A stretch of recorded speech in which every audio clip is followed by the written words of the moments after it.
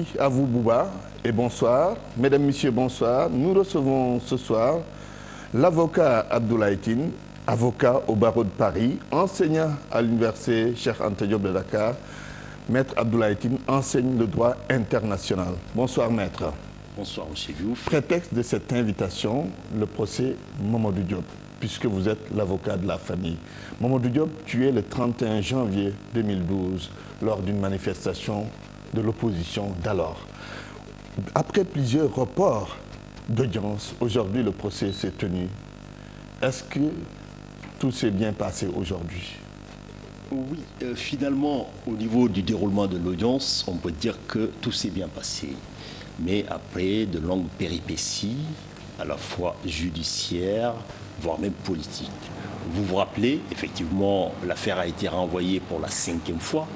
Donc c'était la 6e fois que je me présentais à la barre pour soutenir et défendre les intérêts de la famille. Mais finalement, effectivement, le procès a eu lieu aujourd'hui et l'affaire est mise en délibéré pour le 24 décembre prochain. Vous pensez que la vérité, la vraie vérité, pour reprendre l'expression de quelqu'un, va éclater à l'issue de ce procès? En tout cas, c'est tout le sens de notre démarche parce que, effectivement, l'objet des débats contradictoires que nous avons tenus aujourd'hui, c'était de participer à la manifestation de la vérité. Quand je dis la vérité, effectivement, c'est à la fois la vérité judiciaire, mais aussi la vérité historique, parce que vous l'avez rappelé, c'est un épisode marquant de l'histoire politique du Sénégal. Et je pense que par rapport à la gravité des faits qui étaient en cause, mais aussi au risque de réitération, il était normal, bien sûr, qu'une affaire aussi grave ne reste pas sans réponse judiciaire. Et il est heureux que le procès ait eu lieu finalement aujourd'hui. Quand je parle de vérité, c'est parce que la famille de Mamadou Diop a demandé que certaines personnalités de l'époque comparaissent. Cela n'a pas été le cas. Qu'à cela ne tienne, est-ce que la vérité peut triompher dans cette affaire? Écoutez, j'ose espérer que la vérité va triompher, ou finira un jour par triompher. De toutes les façons, il faut se dire une chose. Aujourd'hui, les deux prévenus qui étaient jugés, deux policiers précis, c'était des exécutants. C'était le conducteur du Dragon et son assistant, c'est-à-dire son chef de bord. Ils ont agi parce qu'ils ont reçu un ordre dans cette affaire. Mais finalement, le périmètre de la prévention qui a été retenu, c'est coup mortel, non-empêchement de délit, ainsi de suite.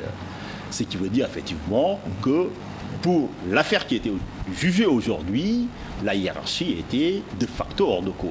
À l'époque, le ministre de l'Intérieur, Ousmane Ngom, celui qui était ministre. Le ministre de l'époque. Vous n'avez pas demandé sa comparution comme la famille de Mamadou Diop? La plainte, c'était contre X dans un premier temps. Vous savez, dès la mort de Mamadou Diop, une information judiciaire a été ouverte. Par la suite, nous avons déposé une plainte à la constitution de partie civile. C'est une plainte contre X qui mettait en cause tout le commandement. C'était une manière, effectivement, de permettre à la justice d'enquêter de manière sereine. De tout cerner. De tout cerner, oui, pour que chacun, selon son niveau de responsabilité et son degré d'implication, ait la peine qu'elle mérite, et ce ne serait que justice. Finalement, c'est le juge d'instruction, de manière souveraine, qui a enquêté, qui a estimé, bien sûr, que c'était la qualification qui était retenue.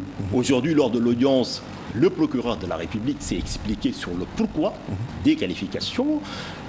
Ce n'est peut-être pas le lieu de tenir encore un débat judiciaire, mais quoi qu'il en soit, nous persistons à croire effectivement à la force, à la capacité de la magistrature sénégalaise à dire le droit et à faire manifester la vérité. Oui, Maître Abdoulaye Tine, il y a aussi les deux policiers qui ont posé des arguments sur la table. À la barre, ils ont plaidé non coupables.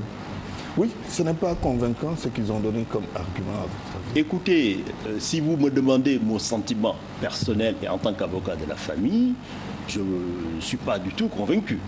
Pour la bonne et simple raison que déjà il y a une enquête qui a été diligentée dès les premières heures. Et c'est la police qui a enquêté sur la police. Et c'est cette enquête, effectivement, qui a mis sur la table des éléments objectifs qui accablaient les personnes mises en cause. Oui. Et c'est sur la base de ces éléments qu'une autre information judiciaire Donc, parce qu'il y a une jonction des deux procédures qui a été ouverte par le doyen des juges d'instruction, et c'est à l'issue, effectivement, parce que vous savez, l'instruction, ce n'est pas quelque chose qu'on prenne à la légère, c'est à charge et à décharge. Donc, j'estime bien sûr que lorsque le magistrat a décidé de les envoyer devant le tribunal correctionnel, c'est parce qu'il y avait assez d'éléments, il y avait matière à poursuivre. Et le parquet, effectivement, a tout déroulé sur la table. Il s'agit effectivement des éléments dont nous savons qui vont à la fois des expertises, de la topographie des lieux, mais aussi de la reconstruction, ainsi de suite, du certificat du genre de mort, tout l'espoir effectivement que la mort était imputable. Une fois que cela est dit, effectivement, il était normal qu'en tant qu'avocat de la partie civile, que je formule des demandes pour la réparation de ce préjudice, qui, rappelons-le, les montants demandés ne feront pas revenir Mamadou Diop. Vous avez demandé combien? Nous avons demandé 108 millions. 108 millions, ok. Alors, sortons de ce cocon judiciaire pour parler de la gestion du dossier Mamadou Diop par le pouvoir. La façon dont l'État gère cette affaire, est-ce qu'elle vous convient? Personnellement, je n'ai pas été satisfait du déroulement de ce dossier. Pour deux choses. Vous m'avez posé la question, effectivement, du pouvoir. N'oublions pas qu'aujourd'hui, le pouvoir était l'opposition de l'époque. Oui. Et que Mamadou Diop avait répondu à l'appel de cette opposition, qui, avec des milliers, voire des millions de Sénégalais, croyaient à la justesse du message que portait cette opposition de l'époque. Ce qui s'est passé dans le dossier de Mamadou Diop est inacceptable. Vous m'avez dit effectivement que l'affaire a été reportée plusieurs fois. Oui. On peut revenir sur les raisons du report. Et lorsque l'on fait l'effort de comprendre les raisons de ces reports, entre autres, l'un des policiers était en mission de maintien de la paix au Mali. Ce n'est que le jour de l'audience même que l'agent judiciaire de l'État nous a relayé l'information comme quoi la direction générale de la police était en train de faire le nécessaire pour rapatrier cet individu. Je considère que c'est des errements inacceptables pour la gestion de dossier, parce que quand même des accusations aussi graves, lorsque l'on entre ou on fait entrer une personne pour maintenir la paix, vous savez effectivement, il doit y avoir une enquête en amont sur la personnalité, mais aussi quand on participe aux idéaux de l'organisation, qui font que les droits de l'homme, le respect de leurs principes est sacro-saint. Il va de soi qu'il y ait des principes et des jurisprudences. Il faut que les individus qui y participent aient, par le passé, un comportement compatible avec ces objectifs. Oui, pour terminer sur cette question, mais au plan social, prise en charge de la famille et tout ça, vous êtes satisfait rapidement? Oui, sur ce point, on peut dire que d'un point de vue humain, humanitaire, social, ils ont quand même fait ce dont la famille était en droit d'attendre d'eux, c'était d'élever les enfants pour rendre pupilles de la nation. Je l'ai rappelé ce matin à la barre, c'était de l'intégrer en tant que fonctionnaire, c'est-à-dire à titre posthume, il a été recruté de manière, on va dire, juridique pour effectivement avoir des indemnités et que sa veuve puisse bénéficier. Sur ce plan-là, je pense que c'est tout à l'honneur du pouvoir. Très bien. Autre question judiciaire, l'affaire Karim Wade. Le journal Le Témoin s'est interrogé aujourd'hui dans sa parution du jour. Est-ce que Karim Wade peut obtenir une liberté conditionnelle? Si vous devriez répondre à cette question, qu'allez-vous dire? Je répondrai plutôt par l'affirmative. Pourquoi l'affirmative? Parce qu'il est dans les conditions? Il est dans les conditions, ça c'est le premier point, mais quand on défend les droits de l'homme dans un état de droit, c'est les droits de tout homme. C'est pas parce qu'il s'appelle Karim Wade qu'il n'a pas droit aux assouplissements que la loi peut prévoir. Ça, c'est le premier point. Le deuxième point, effectivement, c'est lorsque l'on s'interroge rétrospectivement et on fait le décompte entre sa date de privation de liberté et la peine qui a été prononcée, on peut dire que bientôt, il est à mi-parcours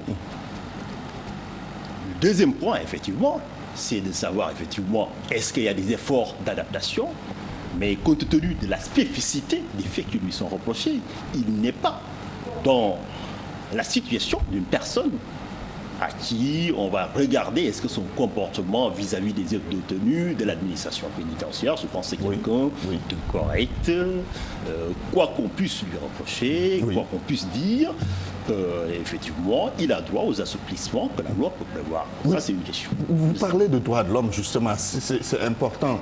Arrêtons-nous sur cette question bien précise. Il a été condamné pour enrichissement illicite, entre autres, mais l'argent pour lequel il a été condamné appartient à des Sénégalais qui ont aussi leurs droits, non? Droits de l'homme pour droits de l'homme. Oui, mais ça c'est un point important parce que vous me donnez l'occasion d'aborder une autre problématique. C'est l'impact de l'avis du groupe de travail des Nations Unies dans ce dossier. Beaucoup de controverses, de polémiques ont eu lieu suite à cet avis. Moi-même, je suis intervenu avec la conférence qui sont intervenus à Paris. Pour dire qu'il faut respecter le droit. Parce que, par mon expérience, j'ai fait ma thèse de doctorat d'État sur les résolutions des Nations Unies, sur la politique juridique. Le Conseil des droits de l'homme, à l'époque qui s'appelait Commission, j'ai eu la chance de connaître cette institution en tant que jeune chercheur, d'y travailler. Donc, je connais le fonctionnement. J'ai eu, dans ma carrière d'avocat, à m'occuper d'autres cas où des mêmes avis ont été donc rendus, où il y a eu à impacter en tout cas le dossier. Pour dire clair, c'est que vis-à-vis de la posture que l'État du Sénégal a adoptée depuis quelque temps, c'est que c'est un rapport inquiétant vis-à-vis de la légalité.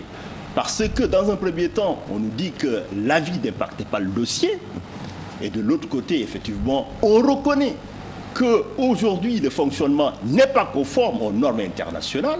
Je leur demande de relire l'article 98 de la Constitution qui dit que les traités et conventions régulièrement ratifiés ont une autorité supérieure à la loi. Oui, mais jusqu'à quel niveau? Est-ce que c'est dans tous les cas? Dans tous les cas. Elle est absolue parce que la primauté des traités internationaux s'applique à l'État dans sa globalité, aussi bien dans sa portion centrale qu'à travers ses organes exécutifs et judiciaires.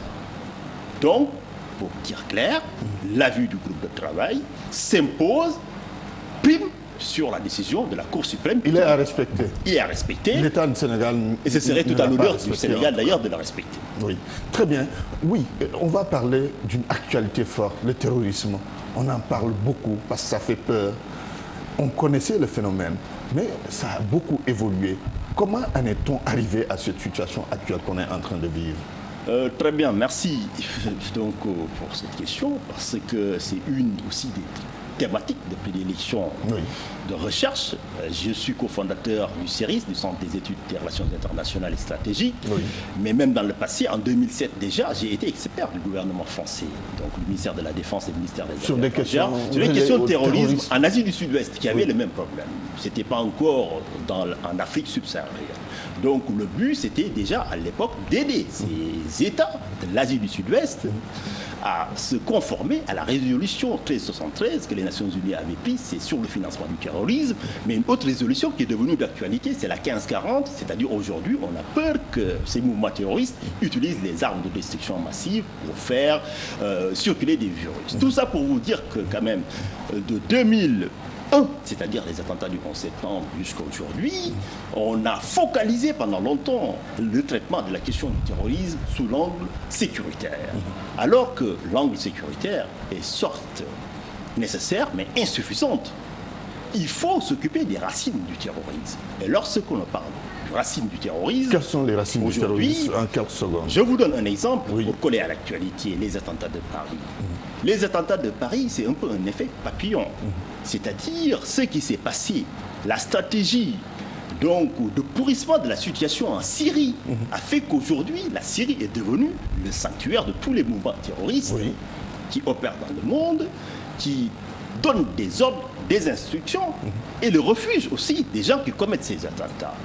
Or, finalement, la communauté internationale, il est malheureux de le constater. Après les attentats du 11 septembre, après les attentats de Paris plutôt, finalement, ils ont compris que leur ennemi, c'était Daesh. et non pas la Russie ou autre. Finalement, il a fallu quand même beaucoup de temps pour que la communauté internationale puisse se mettre d'accord sur la nécessité d'une coalition forte pour traiter la question face au terrorisme. fléau. Pour vous dire les racines du terrorisme, il y a cela aussi, mais il y a la pauvreté, il y a effectivement le manque, l'endoctrinement, le manque de perspective. Donc finalement, aujourd'hui, comme disait Boutros Ghali dans l'agenda 21, le développement est devenu aussi le nouveau nom de la paix. Donc il fallait s'attendre à cette situation entre 2001 avec les attentats aux États-Unis, 11 septembre 2001. Il fallait s'attendre à une telle situation. Parce que, tout simplement, des mouvements comme l'État islamique sont devenus des forces de proposition. Ils proposent quelque chose à ces jeunes sans perspective, sans donc avenir certain.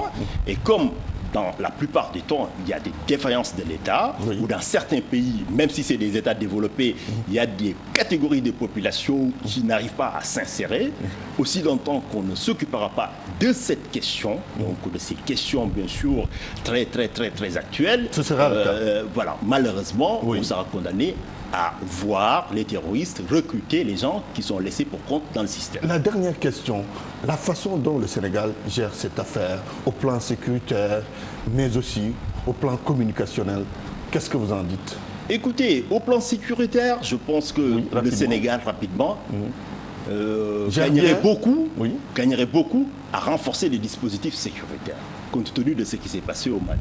Ça, c'est le premier point. Ce qui est en train Ce qui veut dire que tous les bâtiments officiels qui peuvent, en plus des hôtels, qui peuvent être des cibles d'attentats terroristes, il faut un plan Vigipirate. Il ne faut pas se cacher. C'est-à-dire il faut déployer vraiment des vrais moyens parce que c'est déjà la prévention. Ça, c'est le premier point. Deuxièmement, c'est qu'il faut renforcer les entraînements pour la gestion des catastrophes. C'est-à-dire qu'il faut effectivement qu'il y ait une coordination au niveau des institutions qui seront demain appelées à faire face. Au plan Maintenant, communicationnel, le plus important, Oui. c'est là où j'ai des critiques à formuler vis-à-vis du gouvernement. Parce que tout simplement, aujourd'hui, tout le monde est focalisé sur la question du Val. Il y a une surmédiatisation. Une surmédiatisation de la question. Ou bien vous pensez pas que ce soit quand même normal que le gouvernement dise aux Sénégalais non, ce qu'il en est. Moi, personnellement, si vous me demandez mon sentiment, je pense que c'est quelque chose qui n'était pas opportun d'amener au devant de la scène. Même si on doit combattre le terrorisme, vous savez, l'expérience démontre que c'est le renseignement humain.